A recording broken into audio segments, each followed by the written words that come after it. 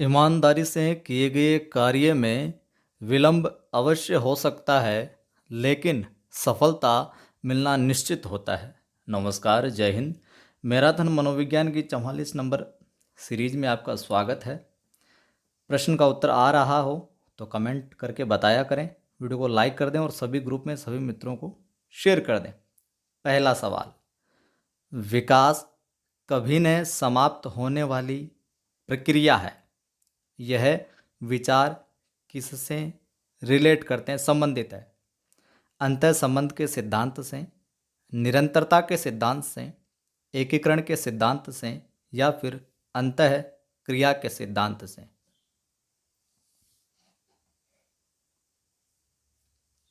क्या उत्तर होगा बताइए। तो उत्तर होगा अपना, कई बार सीधा उत्तर नहीं आ रहा हो तो प्रश्न को अच्छे से पढ़ के दोबारा समझने का प्रयास करें। देखिए, विकास कभी न समाप्त होने वाली प्रक्रिया है, तो यहाँ पर विकल्प जो कौन सा कनेक्ट हो रहा है वो हो रहा है दूसरा। कभी न समाप्त होने वाली मतलब निरंतर, तो निरंतरता के सिद्धांत से यहाँ पर संबंधित है।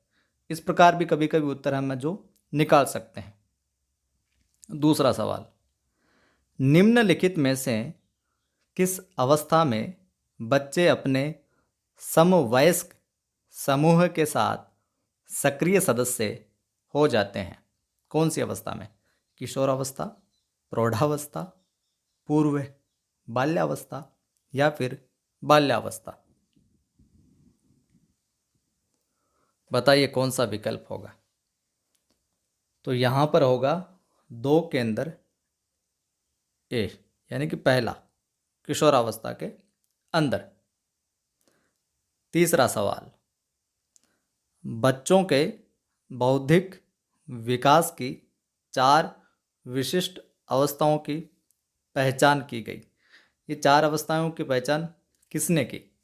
कोहलबर्ग के द्वारा, एरिक्सन के द्वारा, स्किनर द्वारा, या फिर पियाजे द्वारा?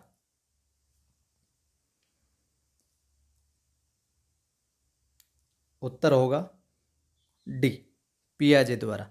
अब देखिए, यहाँ पर प्रश्न ऐसे बन गया, ऐसे भी बन सकता है कि पियाजे ने बच्चों की बौद्धिक विकास की कितनी विशिष्ट अवस्थाओं की पहचान की गई, तो वहाँ पर क्या हो जाएगा? 4। तो ऐसे भी सवाल बन सकता है।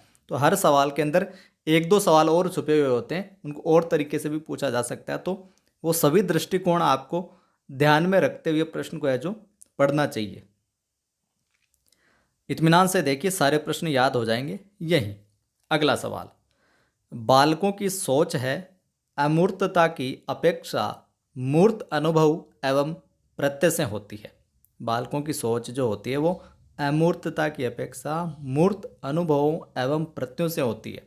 ये अवस्था है 7 से 12 वर्ष तक की, 12 से वयस्क अवस्था तक, 2 से 7 वर्ष, या फिर जन्म से 2 वर्ष?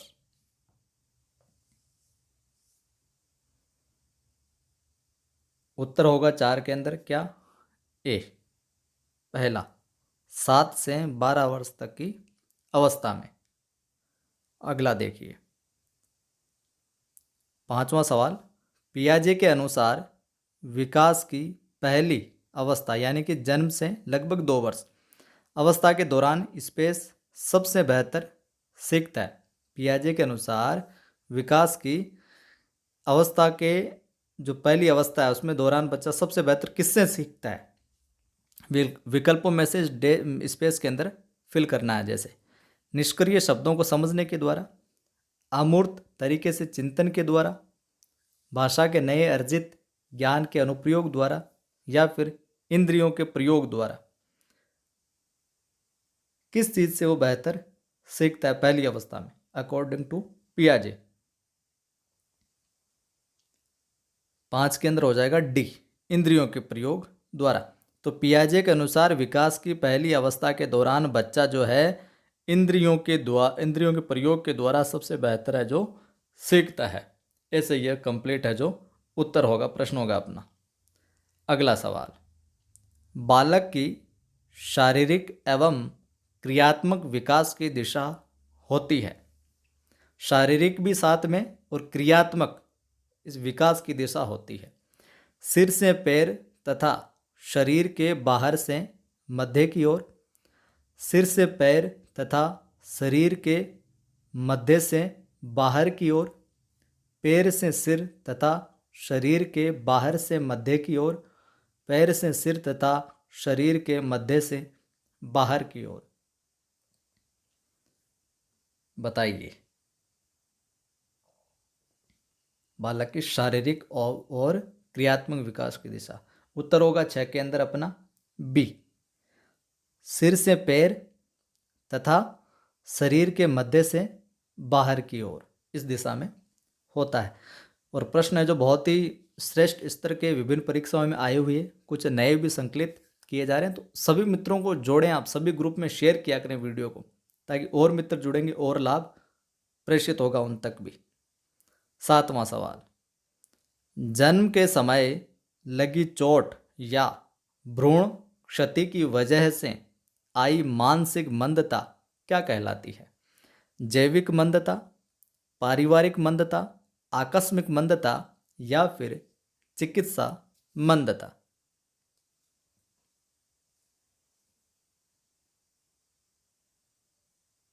सात के अंदर उत्तर हो जाएगा अपना पहला, जैविक मंदता है जो कहलाती है, जो जन्म के समय कोई चोट लग जाती है या भ्रूण क्षति हो जाती है, जैविक मंदता कहलाती है। 8वां सवाल, लॉरेंस कोहलबर्ग विकास के किस क्षेत्र में शोध के लिए जाने जाते हैं? कोहलबर्ग ने किस क्षेत्र में शोध किया जिसके लिए वो जाने जाते हैं? संज्ञानात्मक, शारीरिक, नैतिक या गामक?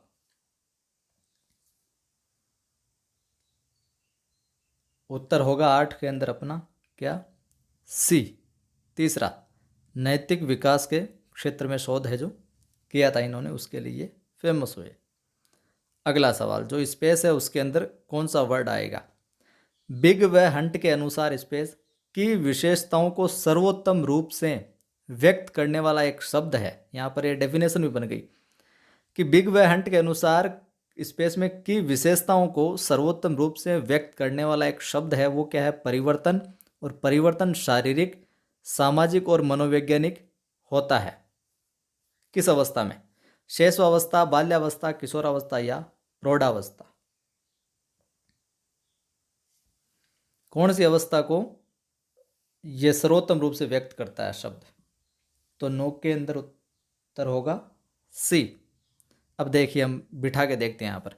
बिग व हंट के अनुसार किशोरावस्था की विशेषताओं को सर्वोत्तम रूप से व्यक्त करने वाला शब्द है परिवर्तन। ठीक है, किशोरावस्था उत्तर होगा।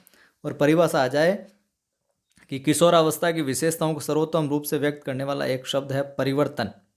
ये परिभाषा किसकी है, किसने कहा? तो वहाँ पर हो जाएगा बिग व हंट। इस प्रकार से भी सवाल है जो बन सकता है। अगला सवाल, पियाजे के अनुसार संज्ञानात्मक बाल विकास की कितनी अवस्थाएं हैं? पियाजे के अनुसार संज्ञानात्मक बाल विकास की कितनी अवस्थाएं हैं?